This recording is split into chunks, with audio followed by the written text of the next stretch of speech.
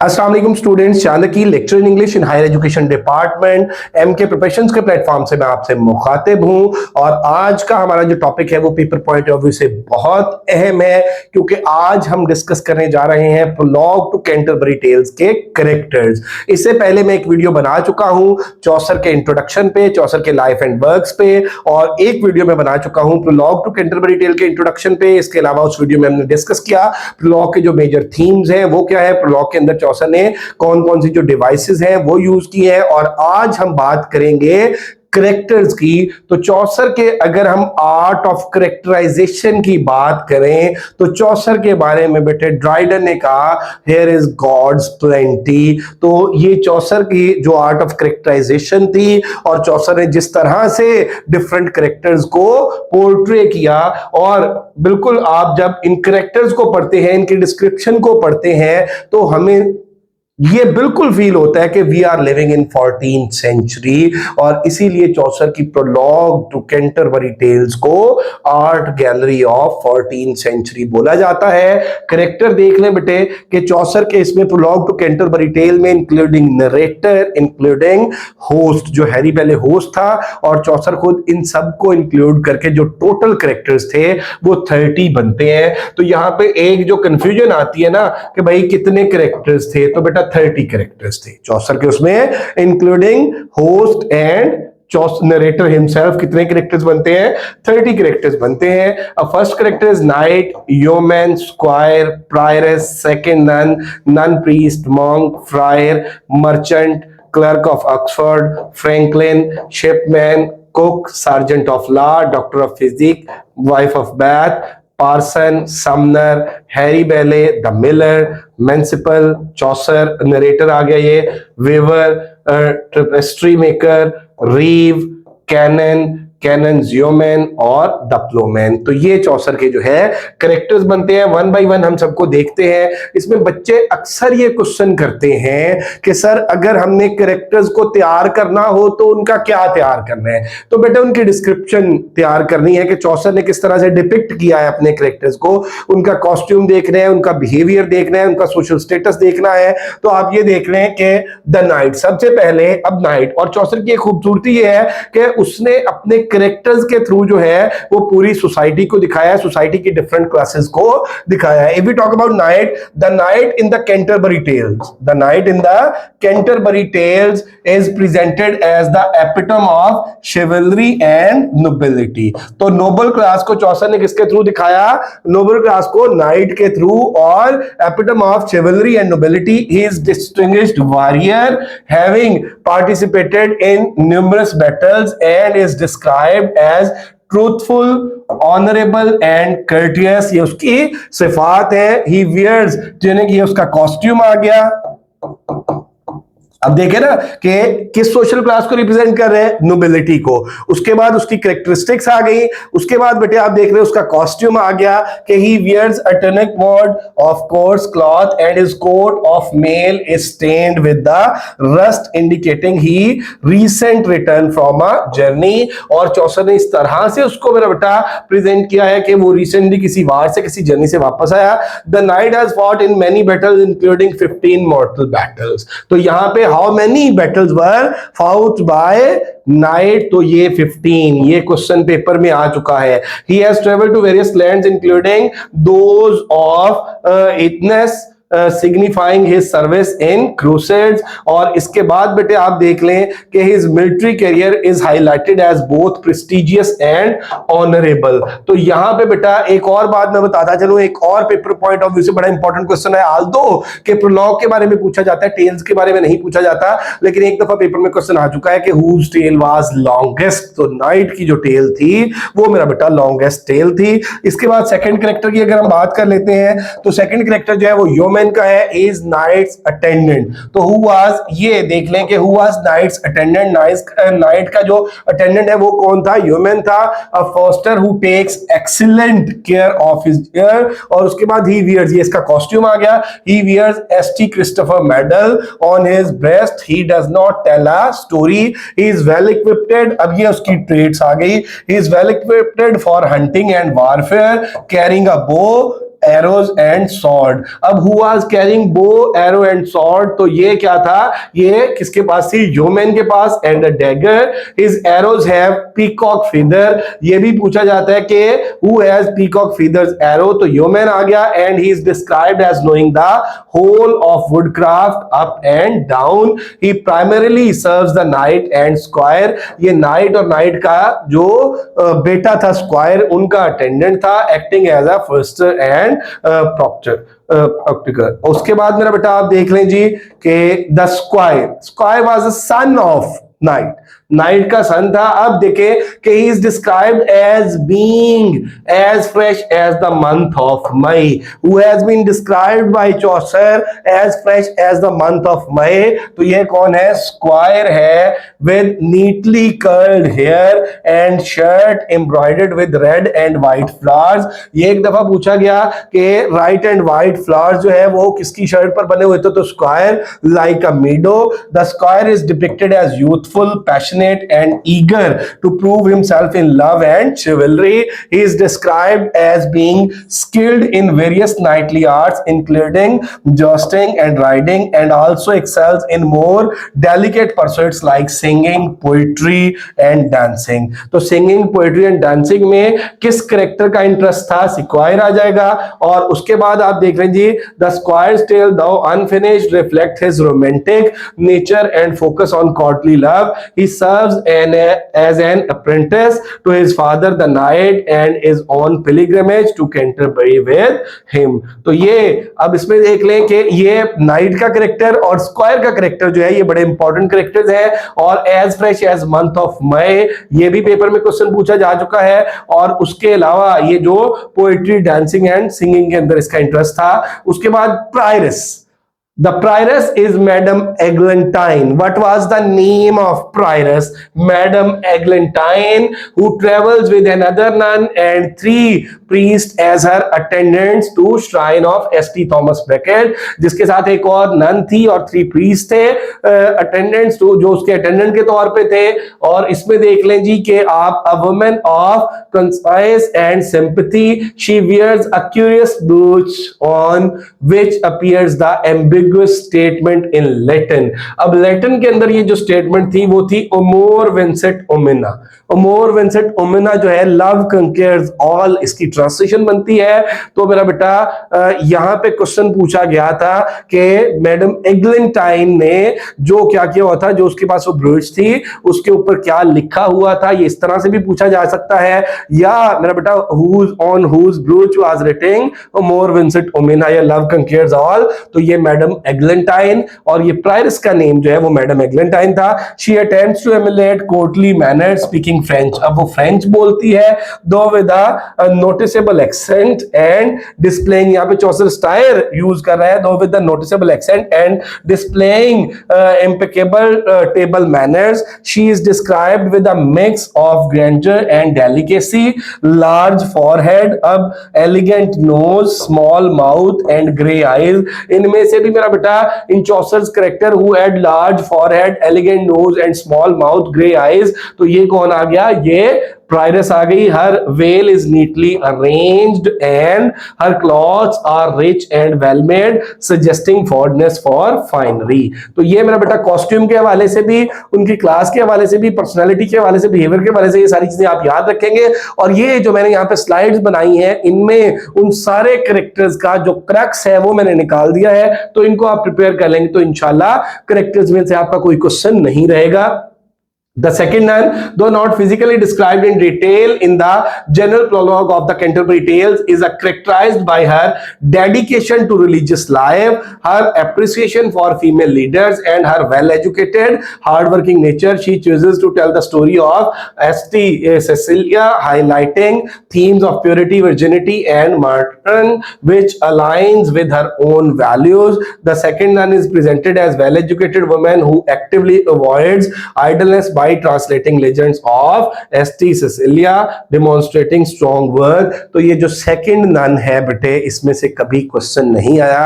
She was only there बेटे along with Prioress। तो इसके करेक्टर को अगर आप ना भी करेंगे तो ये कोई बहुत ज्यादा इंपॉर्टेंट करेक्टर नहीं है, लेकिन चूंकि कैंटरबरी टेल्स में मौजूद है तो फिर मेरा बेटा हमने इसको डिस्कस किया। उसके बाद नन प्रीस्ट आ गया। The nun priest in the Canterbury Tales is a character who is not described in the general prologue. ये वो कैरेक्टर्स हैं जिनकी चौसर ने प्रोलॉग के अंदर कोई डिस्क्रिप्शन नहीं दी, but is known for telling the tale Chanticleer and Pretilord। The tale he narrates, the nun's priest tale, is a fable about a rooster named Chanticleer who is trickled by fox and is known for its humor and moral lesson। तो इसकी जो story है none priest tell की वो famous है, इसलिए none priest tell का जिक्र किया जाता है। He uses humor and irony in his storytelling and his narration often includes digression and personal asides, suggesting self-affecting personality। उसके बाद देख लीजिए मॉन्क। मॉन्क का कैरेक्टर जो है पेपर पॉइंट ऑफ व्यू से इंपॉर्टेंट है। He is a fat hedonist who prefers to be out of his cluster, no lover of books and learning, he prefers to hunt and eat। तो कौन मेरा बेटा वो जो है इसके कैरेक्टर में से हंटर था, तो मॉन्क था। A monk usually live his life in prayer and contemplation। The concept is ancient, can be seen in many religion, in philosophy across numerous cultures। The monk is described as a man of large physical size। तो यहाँ पे अगर physique की बात कर ले, large physical size, Chaucer emphasizes the monk enjoys eating well and his fat appearance reflects his indulgence in rich food। Foodie जो था इसका कैरेक्टर वो monk, his bald head, whose head was bald मेरा बेटा ये monk आ गया। और उसके बाद who was fond of hunting तो monk आ गया।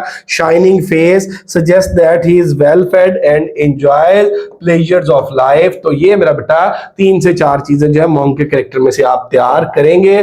उसके बाद आप देख लें जी नेक्स्ट जो है फ्रायर आ गया। Friar name is Hubert. What was the real name of friar? तो फ्रायर का नेम क्या था? ह्यूबर्ट था। He is merry chap who knows barmaids better than sick, having the reputation of being the best beggar in his house। He appears to be venal worldly man। The friar is described as well-dressed man who is good at his job in begging for the people in poverty। तो लोगों को लूटने में, लोगों से मांगने में जो फ्रायर था मेरा बेटा ये बहुत ही एक्सपर्ट था। और उसके बाद ही is well liked by everyone he meets in taverns or in upper class social events। He sings well but has a slip that he uses to his advantage। उसके बाद नेक्स्ट आप देख लें जी, नेक्स्ट जो कैरेक्टर है merchant का। Merchant is the tight-lipped man of business, unhappily married। He tells a story of evils of marriage between old men and young women। He is a successful merchant belonging to the rising middle class। तो ये rising middle class को कौन represent कर रहा है? Merchant. और merchant की जो स्टोरी है वो किसके बारे में है? वो मेरा बेटा मैरिज के बारे में है और अनहैप्पी मैन एंड वुमेन के बारे में है। उसके बाद and enjoys a comfortable lifestyle due to his business। The merchant's tale reveals a deep-seated cynicism towards marriage and women, stemming from his own negative experience। तो मर्चेंट के character की अगर हम बात कर लें तो मर्चेंट जो है वो राइजिंग मिडिल क्लास को शो करता है। और उसके अलावा मर्चेंट की जो स्टोरी है उस स्टोरी के अंदर मेरा बेटा वो मैरिज का जिक्र करता है, वो अनहैप्पी मैन एंड वुमेन का जिक्र करता है। और उसके बाद आप नेक्स्ट देख लें जी कि clerk of Oxford. The clerk of Oxford is a serious young scholar who heeds philosophy and prefers books to worldly pleasure. तो ये क्वेश्चन पूछा जा चुका है मेरा बेटा के क्लर्क विच चॉसर्स कैरेक्टर लव्ड फिलॉसफी। तो यहाँ पे क्या आ जाएगा? ये क्लर्क ऑफ ऑक्सफोर्ड आ जाएगा। The clerk of Oxford also known as the Oxford cleric is a character in Geoffrey Chaucer's the Canterbury tales. He is depicted as a poor studious. अब he is depicted as a poor studious pious young man dedicated to his studies philosophy at Oxford University। The clerk is described as being physically lean, possibly due to his poverty and dedication to his studies. तो Chaucer के उसमें यहाँ पे philosophy जो important points है कि philosophy में interested था, और उसके अलावा आप ये देख लें बेटे कि वो क्या है कि ही वाज पुअर, और उसकी जो फिजिक है वो बड़ी लीन है, और possibly that was due to his poverty, and all the time he talks about the books. और उसके बाद फ्रैंकलिन की बात कर लें, franklin is a rich landlord who loves to eat and keeps a ready table of dainties. अब यहां पे he has been sheriff of his country. अब अगर हम बात कर लें कि इस हवाले से ग्लिटनी की, तो वहां पे बेटे फ्रैंकलिन का रिच लैंडलॉर्ड, चौसर के कैरेक्टर्स में कौन था? फ्रैंकलिन था, who loves to eat, Epicurean philosophy. और उसमें मेरा बेटा फिर क्या है कि Franklin, the Franklin's character is generosity and love of hosting, और बड़ा जेनरस और love of hosting. He is known of keeping his table set for feast and entertaining guest। बड़ा मेहमान नवाज था फ्रैंकलिन, रिच था, लैंडलॉर्ड था, और बड़ा खुश खुराक था। उसके बाद आप देख लीजिए Franklin is wealthy, free land owner, a member of the medieval middle class. The general prologue provides a brief physical description, a white beard and a white silk purse on his belt. तो white beard के हवाले से भी एक दो दफा question पूछा जा चुका है, तो वो की थी? फ्रैंकलिन की थी। उसके बाद नेक्स्ट देख लें जी, शिपमैन आ गया। Shipman's tale which involves a monk, a merchant and a merchant's wife is somewhat surprising given his own character, leading to speculation about his original intended narrator. Shipman can be seen as a symbol of the rising merchant class and the risk and rewards of associated with trade during the era. The shipman is described as the withered tough man with extensive knowledge of navigation, tides and roads. He has traveled extensively, including to Spain or Carthage, highlighting his experience at sea. उसके बाद cook को देख लें जी। The cook is named Roger. Roger नामी जो cook था, who was hired by master worker to serve them during their journey. He is a rollicking fellow, pleased by the bawdy tales of Miller and Reeve. He insists on telling a bawdy story of his own, one left unfinished. His sore on his leg was described as being tummy turning. This is the reason he has gone on the pilgrimage. The cook believes that if he went on his pilgrimage, it will heal his sore. उसके बाद आप next देख लें जी कि the sergeant of law, ये भी paper point of view से इंपॉर्टेंट कैरेक्टर है। We talk about sergeant of law is a busy man who seems busier than he really is. ठीक है कि वो मेरा बेटा जितना बिजी था उससे ज्यादा बिजी नजर आने की कोशिश करता था। He makes a great show off his learning, citing cases all the way back to William the Conqueror. He has also accumulated wealth through his profession, becoming a significant land buyer। और उसने भी अपने profession से काफी दौलत इकट्ठी कर ली थी, और उसने भी बहुत सी जमीनें खरीद ली थी। The sergeant of law in the Canterbury Tales is depicted as a highly respected and wealthy lawyer. तो यहाँ पे मेरा बेटा हम सार्जेंट ऑफ लॉ की अगर सोशल स्टेटस की बात कर लें तो वो भी क्या है कि highly respected and wealthy lawyer, known for his knowledge of the law and his ability to appear busier than he actually is. और उसके बाद डॉक्टर ऑफ फिजिक, तो ये डॉक्टर ऑफ फिजिक है, डॉक्टर ऑफ फिजिक्स नहीं है। The doctor of physics is a materialistic man greatly interested in money. तो मेरा बेटा Chaucer whose character was more materialistic, तो डॉक्टर ऑफ फिजिक्स था। ही मेरा बेटा क्या है कि all the time he was interested in money. He knows all the great medical authorities as well as astrology. Astrology के बाद मेरा बेटा though he seldom reads the Bible, however he focus profit and his connection with apothecaries who help him generate more income, suggest a moral failing. His knowledge is classical in medicine, astronomy and astrology, using these disciplines to diagnose and treat illness. Wife of Bath, wife of birth मेरा बेटा बड़ा significant character है, अक्सर question पूछे जाते हैं इसकी appearance से। Bath was the name of city. ठीक है, इसकी शादियों के हवाले से क्वेश्चन पूछा जाता है। इसकी मेरा बेटा वो जो गैप टीथ है और टूथ है उनकी सिग्निफिकेंस के हवाले से क्वेश्चन पूछा जाता है। अब wife of Bath is named Alice, तो ये इसका नेम जो है ये एलेक सबसे पहले अ cloth maker and 5 times window. ठीक है, शी वाज 5 टाइम्स विडो, इसीलिए उसका नेम भी जो है वो असल नेम उसका जो है वो एलेक है और उसको वाइफ ऑफ बैथ बोला जा रहा है। Apparently wealthy from her marriages, she has travelled a great deal including 3 trips to Jerusalem. तो वो अपनी शादियों के वजह से अमीर हुई क्योंकि 5 डिफरेंट लोगों के साथ उसने शादी की। Was the widow of 5 people. She is well versed in marriage and love making. तो बड़े ही satirical way में चौसर ने कहा she is well versed and she was मेरा बेटा well versed in marriage and love making. Her theory is that the woman must dominate in marriage. To make her point, she tells a tale of a loathsome lady who, when her husband is obedient, becomes fair. The wife of Bath is a powerful and memorable character who challenges the patriarchal structure of her time. उसके बाद next character की अगर हम बात कर लेते हैं बेटे, तो यहाँ पे देख लें जी, पार्सन आ गया। Parson is a poor but loyal churchman, के जो चर्च के हवाले से कुछ positive almost 7 ecclesiastical characters are there in prologue to Canterbury Tale, और उनमें ज्यादातर कैरेक्टर्स के थ्रू जो चर्च की करप्शन है चौसर ने वो दिखाई है। अगर हम पॉजिटिव कैरेक्टर्स की बात कर लें चर्च के अंदर, तो parson was one of them. The parson is poor but loyal churchman who teach his यहाँ पे parishioners by his good example, refusing to tell an idle tale to his fellow pilgrims. He tells what he turns a merry tale about 7 deadly sins. तो उसकी story जो है मेरा बेटा based on 7 deadly sins.